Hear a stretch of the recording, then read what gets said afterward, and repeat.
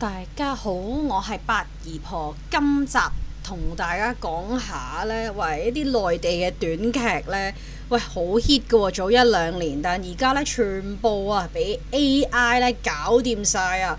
有啲演員啊，以往檔期好紅啊，拍嗰啲霸道總裁愛上清潔姐姐嗰啲啊，嗰啲演員啊，嗰啲短劇霸總呢，唉，而家呢就俾 AI 取代咗啦。咁咧，30歲嘅呢位演員許鵬喎，由檔期爆滿啊，變到零戲約啊，冇合約簽啊，冇劇拍啊，反而呢，哎唷，要翻家鄉賣菜咁，但係都好啊，起碼有菜賣。但係我都聽好多呢啲故事啦。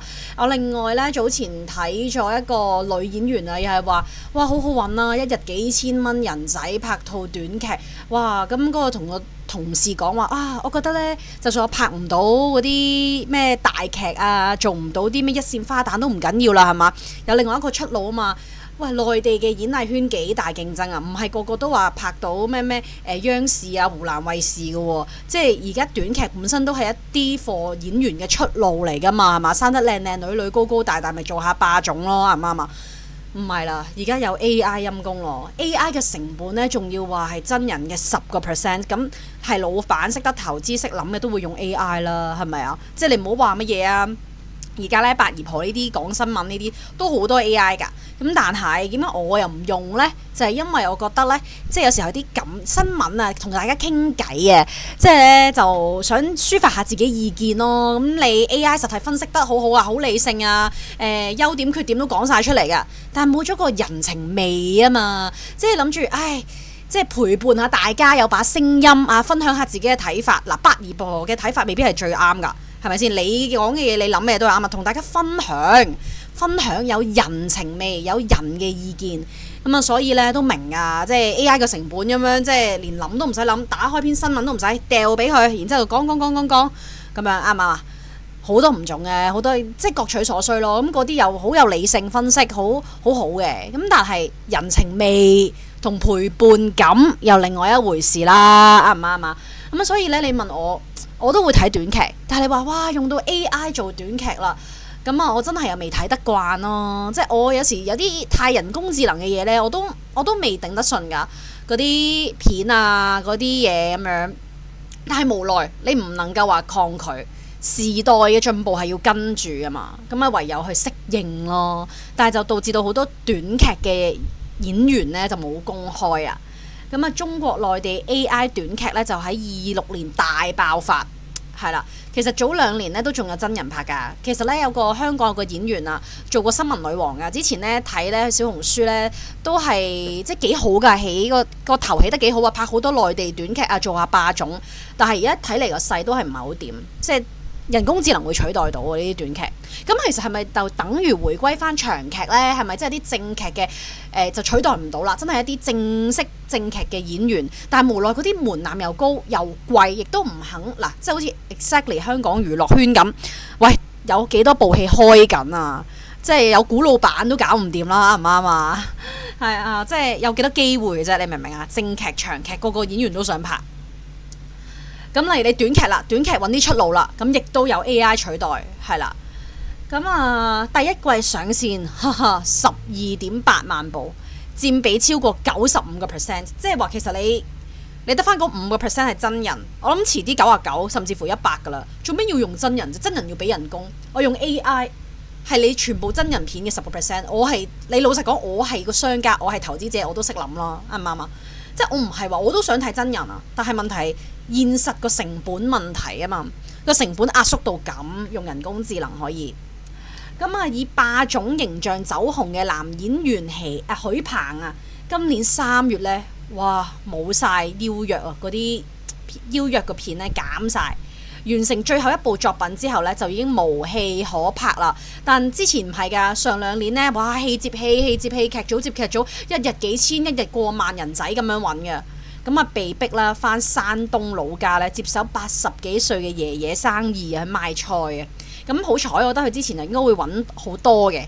嗱，呢啲就真係睇下識唔識得積谷防饑咯。即係之前嗰個勢頭咁好，睇下你咁多片約嘅時候，我估幾嚿即係幾百萬，我都覺得會有機會揾到啩，啱唔啱啊？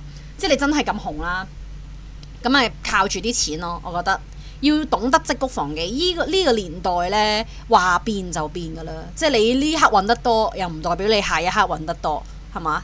大家努力啦，咁樣嗱，唔差噶。許鵬畢業於中央戲劇學院噶，勁人嚟噶，好多內地好多靚仔靚女，即係多到不得了，全部有晒學歷，識做戲。同女星孫千係同班同學，參加過《且試天下》《一念關山》《暗河傳》等作品㗎。25年呢就開始投身，都揾到，哇！都1年啫喎，1年錢啫喎，我以為可以揾多幾年啊，都係1年咋。25年投身短劇市場，憑住霸總嘅角色人氣急升。唔知你哋有冇睇過呢啲短劇？好多人睇，我都會立眼鏡。我搭地鐵啊，我翻工啊，咁啊搭地鐵見到隔離阿姐咧，都係睇緊霸總咯。但係 AI 霸總嚟㗎，好靚仔啊，係嘛？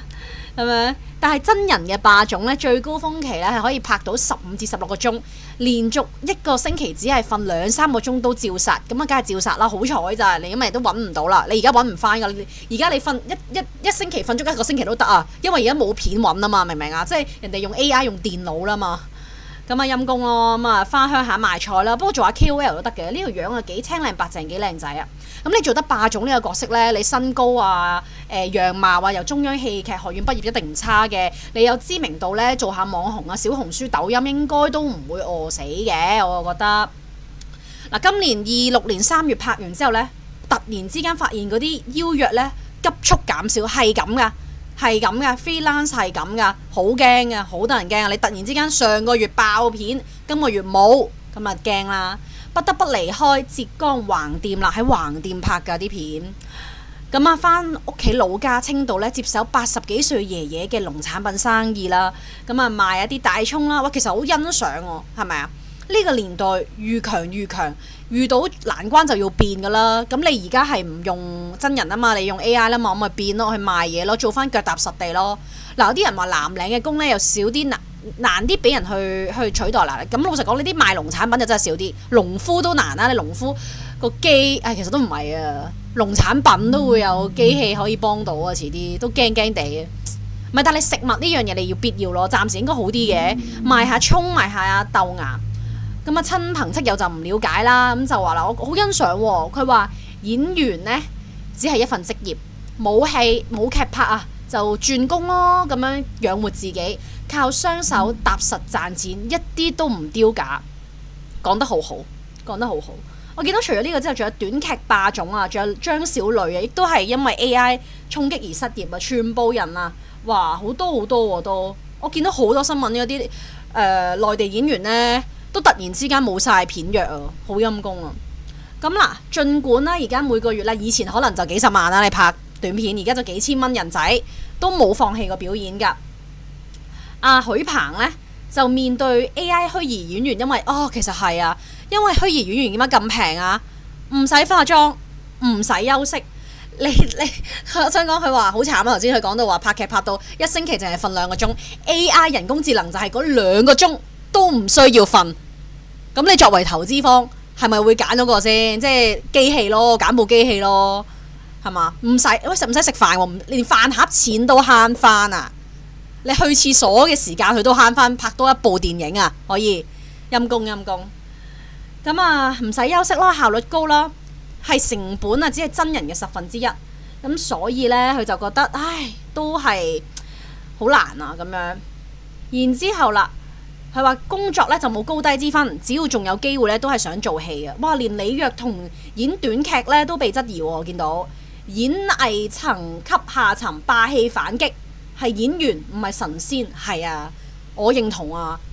而家做乜嘢啫？咁大家都係揾餐飯啫，演員都要食飯㗎。你霸總啫，你唔係真實霸總，你劇裏邊做霸總啫，係咪啊？咁所以呢，都陰公啊！我見到好多，唉，都唔知嚟緊個世界會變成點啊！因為有人工智能，即係啲人呢，越長嘅片呢，就越冇心機睇。咁你就越難去開一啲正劇俾大家，啲明星啊越難有發圍嘅機會，上位嘅小生小花亦都係。但係短劇佢又唔用真人咯噃，你短劇咁快，咁我唔需要用個真人請咁貴啊，係嘛？咁我用 AI 咯，用人工智能，咁你變咗個娛樂事業係一定會受打擊㗎，會好多內容呢，我覺得八姨婆會覺得冇咁好睇咯，冇晒啲深度。你過目即忘，尋求大腦嗰個刺激，嗰個刺激感係嘛？咁冇啊，咁啊好欣賞啊。其實你見到大家都係㗎，努力掙扎求全。你唔好話呢啲咁嘅 AI 霸總，中央戲劇學院、北京戲劇學院、咩中央舞蹈系嗰啲靚仔靚女，你長片唔預我算啦，我去拍短劇，短劇都冇，你唔預我，你用電腦我都算啦，我去賣菜係嘛？勤力嘅精神咯，即係你見到啱啱講完啊，雷海欣都係㗎，雷神，喂萬人景仰啦，3級女星啦，樣靚身材正啊，過千萬票房，數咁你要腳踏實地，要生活㗎嘛，大家演員唔係神仙啊，李若彤講得啱啊，係嘛？咪放低自己嗰個放低自己咯，係咪啊？即係做翻啲實事咯，賣菜咯，揸的士咯，冇乜嘢好講，冇乜嘢好笑啊，都好欣賞添啊！八姨婆覺得係咯，冇啊！你 AI 年代、人工智能年代就係咁噶啦，人人都要腳踏實地嘅嚇，冇得話你有啲咩取巧係嘛？之前老高啊嗰個咧，佢用嗰啲咩人工智能啊，整嗰啲貓貓片啊，又賺到冇幾多錢，冇啦，咁樣又 cut 咗啦。而家 YouTube 都係㗎，唔好以為人工智能啊咁易係嘛？唔係咁容易搞，識得運用啊賺大錢啊，唔識得咧追唔上步伐咧，就可能腳踏實地做啲咧認為人工智能未必取代到嘅事，賣菜啊、耕田啊、食物生產啊。司機咁樣啦，司機我都唔知遲啲會唔會啊，係嘛？你大家都知，即係無人駕駛呢都遲啲出得嚟啊！我覺得過多10年8年，唉，呢個年代有錢就揾，有飯就食啊，最緊要。你哋點睇呢？咁啊，有咩 comment 嘅？點樣睇人工智能？點樣影響我哋嘅生活同埋娛樂呢？話俾我知，留言我全部都會睇㗎。咁我好中意同你哋嘅交流啊！嗱，呢啲交流呢，就真係人工智能做唔到㗎，所以點解我唔會咯？我會用即係自己嘅感受、自己嘅諗法，可能未必咁完美啊，好多沙石咦咁樣。咁但係呢個係溝通，呢個交流啊嘛，同你哋陪伴啊嘛，唔好話係我陪伴你哋，你哋都俾翻 comment 我係嘛，同我交流下。呢個世界交流呢係好缺少噶，唉就係咁啦，唉好，我哋下條片再見。中意呢條片嘅朋友記住 like、comment、share 同埋 subscribe， 最緊要訂閱八姨婆嘅頻道。咁啊，中意睇呢啲咁嘅娛樂八卦消息啊、新聞啊、國際分析啊、娛樂分析咁樣啦，八卦乜都好啦，乜都傾啊！我哋呢度咁啊，記住留言啊，最緊要訂閱八姨婆，我會為你哋跟進同埋緊貼㗎。下條片再見，拜拜。